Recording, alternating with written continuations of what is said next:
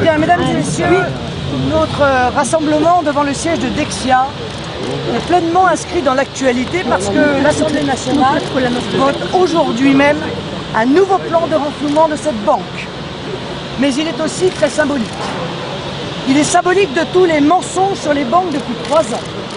Symbolique de la perpétuation d'un système devenu fou qu'on se refuse à réformer alors même que l'on s'apprête à commettre une nouvelle faute, une lourde faute. Mais ce rassemblement est aussi symbolique parce qu'il marque un point de départ. Sur les banques, comme sur la crise de l'euro, comme sur la crise de la dette, comme sur le libre-échange, les Français prennent conscience que la vraie alternative, le vrai changement, le vrai pragmatisme, il est chez nous, il est dans nos solutions.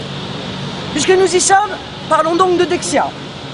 Je vous l'ai dit, l'Assemblée nationale va voter ce soir un second plan de renflouement de cette banque, après le premier qui est intervenu en 2008. Arrêtons-nous donc sur les erreurs commises à l'époque. En 2008, l'État français avait recapitalisé Dexia à hauteur de 3 milliards d'euros. Depuis, le cours de l'action a chuté de 90%. L'État a donc d'ores et déjà perdu 2,7 milliards d'euros, 2,7 milliards d'argent des contribuables. Mais il y a pire, bien pire. Il s'apprête à refaire la même erreur en plus grand. Il s'apprête en effet aujourd'hui à remettre de l'argent au pot alors que rien n'a changé chez Dexia. La banque a continué de s'endetter comme jamais. En juin 2011, ses dettes représentaient 74 fois ses fonds propres, contre 56 fois en 2009. Et ses dirigeants ont fait preuve d'une imprudence et d'une immoralité vertigineuse. Monsieur Pierre Mariani, tiens, directeur de cabinet de Nicolas Sarkozy, quand il était ministre du budget de 93 à 95, eh bien, monsieur Mariani, dès son arrivée à la tête de Dexia, suivant sans doute la jurisprudence de son mentor, a augmenté sa propre rémunération de 30% pour atteindre 1,8 million d'euros en 2010. Cette année, il pourrait, semble-t-il, même percevoir une prime de fonction, non liée à la performance, bien sûr, de 200 000 euros. Et dans ce domaine, comme vous le savez, le mauvais exemple vient d'en haut. Rappelons qu'en 2008, les dirigeants responsables de la faillite de Dexia n'ont jamais été sanctionnés. En particulier, M. Pierre Richard, qui a créé ce monstre financier et qui est à l'origine de beaucoup de graves erreurs commises pendant de nombreuses années. Bien au contraire, en 2006, quand Pierre Richard quitte son poste de PDG pour celui de président du Conseil, Dexia provisionne 11,8 millions d'euros pour sa retraite chapeau. Son successeur, Axel Miller, débarqué en 2008, empoche 825 000 euros après avoir bagarré pour essayer de profiter de son parachute doré. Ces gens-là semblent intouchables. Dexia, c'est tout le symbole de la spéculation qui a perdu la tête. Les activités qui ont conduit à la ruine de la banque sont notamment le fait de la branche française de Dexia, Dexia Crédit Local, développement de produits financiers toxiques vendus aux collectivités locales françaises, tels que des prêts indexés sur le yen ou le franc suisse. Ce sont aujourd'hui 5500 collectivités territoriales qui sont exemptes à cause de cette gigantesque escroquerie. Je les appelle à suivre l'exemple du département de Seine-Saint-Denis et à déposer plainte contre Dexia, comme je l'avais d'ailleurs suggéré aux autorités d'Hénin-Beaumont de le faire dès mon arrivée dans cette ville et dès la découverte de l'escroquerie dont ils avaient été victimes. Dexia, c'est aussi le symbole d'un système qui refuse de voir ses propres erreurs. Souvenons-nous, Dexia a passé haut la main les fameux stress tests ou les tests de résistance en juillet 2011, il y a 3 mois à peine. Les banques ratent tout, sauf les stress tests. Ces stress tests, on le savait et nous l'avons dit, seuls d'ailleurs, sont complètement bidons. Ceux de juillet minimisaient gravement et sciemment l'ampleur de la crise de la dette dans la zone euro. Bref, avec Dexia, nous sommes dans le pire de ce que produit le système ultralibéral. Des banques où s'entrecroisent les intérêts de l'oligarchie financière et ceux de l'oligarchie administrative, des pratiques spéculatives démentes, une opacité structurelle, des dirigeants déconnectés qui s'engraissent sur le dos de leurs salariés et des contribuables. Le résultat final est toujours le même. Le contribuable français est amené à payer pour les prêts toxiques aux collectivités locales, à payer pour les plans de renflouement à répétition décidés par l'État. Je m'arrête bien sûr sur ce dernier point. Aujourd'hui, les députés vont accepter de porter à 40 milliards d'euros la garantie de l'État pour Dexia, dont 33 milliards au titre d'une bad bank, une banque pourrie, destinée à recevoir tous les actifs pourris de Dexia, et ceci est une pure folie. Ces actifs pourris se transformeront très vite pour une partie d'entre eux, on le sait déjà, en perte pure et simple. Parce qu'il s'agit probablement, je dis probablement, parce que l'opacité règne d'actifs toxiques américains, parce qu'il s'agit de titres d'État de la zone euro exposés à un défaut souverain, la Grèce, le Portugal, l'Italie. Et c'est l'État qui perdra. C'est notre argent qu'on perdra au grand casino de l'ultralibéralisme. Ce sont aussi les salariés des banques, victimes de ce système, eux aussi, qui paieront une nouvelle fois les frais de cette politique insensée. Le peuple doit exiger solennellement du gouvernement de Nicolas Sarkozy d'être transparent sur les risques encourus par les Français. Je le dis très clairement, les banques d'affaires doivent se débrouiller avec leurs actifs pourris. Ce n'est pas aux contribuables de venir sans cesse payer pour elles, sans aucune contrepartie. Cette bad bank est une idée exécrable, parce qu'elle confirme l'idée que ces banques avides d'argent ne prennent jamais de risques, qu'il y aura toujours l'État et les contribuables derrière eux en cas de pépin. Eh bien moi je dis que ce n'est pas devant l'Assemblée nationale que le dossier de Dexia doit passer pour un projet de loi sur les garanties financières de l'État, mais devant le tribunal de commerce pour désigner un administrateur judiciaire dans le cadre d'une procédure de redressement judiciaire pour purger totalement le passif afin que l'État nationalise la banque des collectivités locales par l'achat à 1 euro symbolique. L'activité collectivité locale de Dexia va nécessiter que l'État intervienne directement auprès des collectivités concernées. Mais il faut dans le même temps rappeler à l'ordre les exécutifs de ces collectivités qui ont gravement failli en se faisant à ce point escroquer par Dexia, souvent pour des raisons purement électoralistes. Il faudra aussi rappeler à l'ordre les autorités de contrôle de l'État qui n'ont pas joué leur rôle de supervision. Dans le cadre de la nécessaire refonte de la décentralisation que je mettrai en œuvre, je renforcerai la fonction de contrôle de l'État sur les collectivités territoriales. Aujourd'hui, rien n'est fait en ce sens, on paie toujours, sans jamais rien exiger en contrepartie. Permettez-moi, pour conclure, d'élargir mon propos aux banques en général. Nicolas Sarkozy, l'UMP, le PS, tout le monde replonge dans le mauvais scénario de 2008. On a de nouveau menti aux Français sur la situation et de nouveau, l'État va injecter de l'argent dans les banques sans y prendre le pouvoir, sans changer les règles.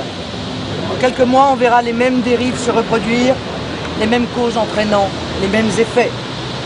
Alors je le dis sans détour, on ne doit pas payer indéfiniment pour les banques. Et mon plan d'action est limpide. D'abord la transparence. Les fameux tests de résistance sont faux. En juillet 2011, ils nous disaient que tout allait bien, que les recapitalisations de banques européennes ne dépasseraient pas 2,5 milliards d'euros. À peine 3 mois plus tard, on nous parle de 200 milliards. Je me permets de vous rappeler, je sais que c'est cruel, les déclarations des ministres français. M. Barouin, ministre des Finances, le 15 septembre 2011 sur France Info.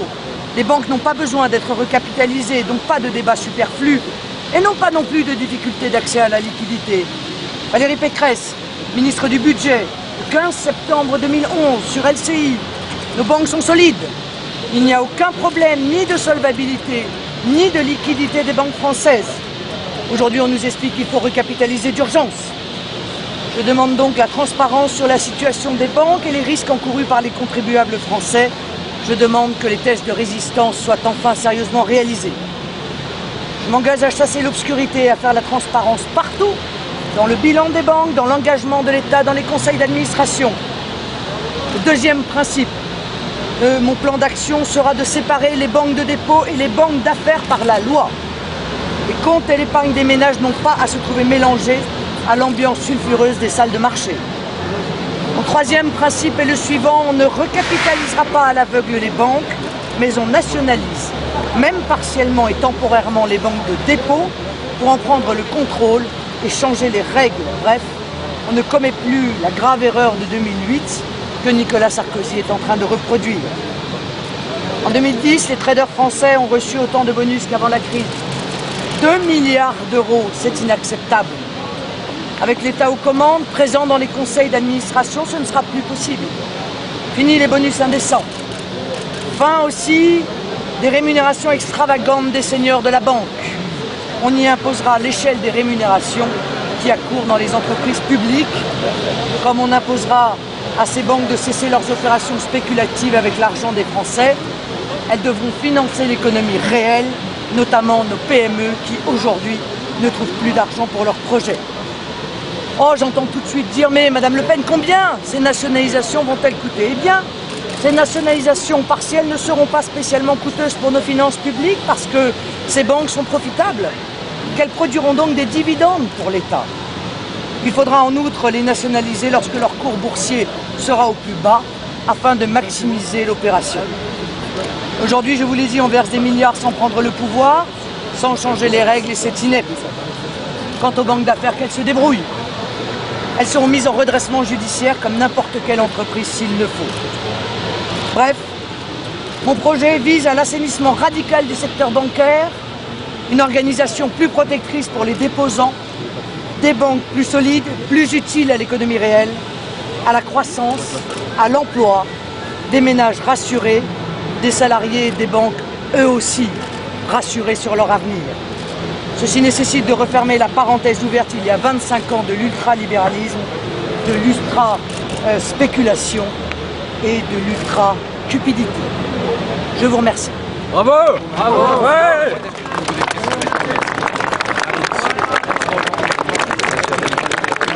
Marine! Marine, présidente, Marine. Le problème, c'est qu'on a déjà sauvé Dexia en 2008, on a versé de l'argent, on n'a pas pris le contrôle sur la banque et ils ont continué de plus belle. Bon. Donc je pense que c'est une grave erreur. C'est une grave erreur que Nicolas Sarkozy est prêt à réitérer. Il faut aujourd'hui prendre des vraies décisions.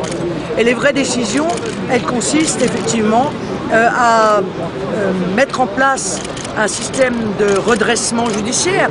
Ça n'est pas devant l'Assemblée nationale qu'il faut discuter des fonds de garantie que l'État devrait apporter à Dexia, c'est devant le tribunal de commerce. Voilà. Il faut ouvrir une procédure de redressement judiciaire, nommer un administrateur judiciaire, purger la banque de son passif et effectivement opérer une nationalisation temporaire et partielle. Parce que sinon on va payer deux fois. On va payer pour Dexia et on viendra aussi au soutien des collectivités territoriales que Dexia a ruinées, en leur offrant, il faut dire en s'appuyant sur la cupidité et l'électoralisme de dirigeants de droite et de gauche auxquels elles s'adressaient, leur a vendu des prêts toxiques qui aujourd'hui mettent ces collectivités territoriales au bord du gouffre. Qui paiera la facture? Par un biais ou par un autre? Toujours les contribuables français, à qui on demande systématiquement de venir ouvrir leur portefeuille sans jamais aucune exigence à l'égard des structures que l'on vient sauver. Ceci est à mon avis aujourd'hui inadmissible. Parce que ce sont eux qui ont sauvé la banque Dexia en 2008, qui au passage ont perdu juste 2,7 milliards de l'argent des contribuables français, mais ça, on n'est plus à ça près. Alors même qu'on leur demande des sacrifices chaque jour de plus en plus importants, on ne cesse de payer pour tous ceux qui ont commis des erreurs graves et qui ont continué d'ailleurs après 2008.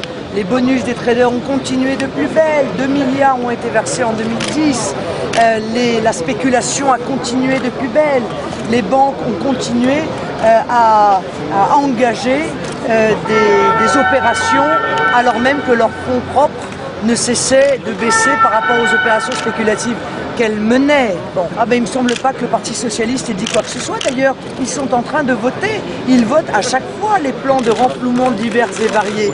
Là, pour le coup, on est en pleine UMPS. Vous voyez, tout le monde est d'accord pour venir sauver un modèle qu'ils ont imposé aux Français, qui est le modèle ultralibéral, le modèle mondialiste, et qui est en train d'imploser. Mais encore une fois, le prix de l'implosion, ce sont les contribuables qui payent. Moi, j'aimerais bien que de temps en temps, voyez-vous, ce soit les banques spéculatives et accessoirement que ce soit les politiques qui leur ont permis de mener ces politiques qui payent un jour. J'espère que ce sera le cas en 2012. Je crois que c'est un grand symbole, d'abord parce que c'est la première banque à tomber. Et ce que je crains, c'est qu'il y en ait d'autres. Or, dans les banques, il y a d'abord des hommes et des femmes, ce sont les salariés de ces banques. Et il y a des déposants, ce sont l'ensemble des Français qui ont fait confiance aux banques. Et bien quand les banques n'ont pas respecté ce contrat de confiance, il faut que l'État intervienne. Et si pour cela il faut effectivement opérer des nationalisations temporaires et partielles de ces banques pour en protéger en même temps les salariés et en même temps les déposants français, eh bien je serai celle qui prendra cette décision. Alors il y a des solutions qui sont des solutions fermes et nécessaires. D'abord séparer les banques de dépôt et les banques d'affaires. Nationaliser à titre temporaire et partiel les banques de dépôt, protéger les épargnants français, mais aussi les salariés de ces banques. Et laisser tomber les banques d'affaires, laisser tomber les banques spéculatives. L'aspect spéculatif des banques, nous ne nous en occuperons pas. Et nous n'irons pas devant l'Assemblée nationale pour les sauver, on les enverra dans le tribunal correctionnel, pour être mis en redressement judiciaire, pour se voir nommer un administrateur judiciaire qui, accessoirement, décidera de leur avenir. Et ça ne regarde pas, en l'occurrence, les Français qui travaillent et qui ne supportent plus qu'on vienne fouiller dans leurs poches pour aller chercher de l'argent qu'ils ont durement gagné.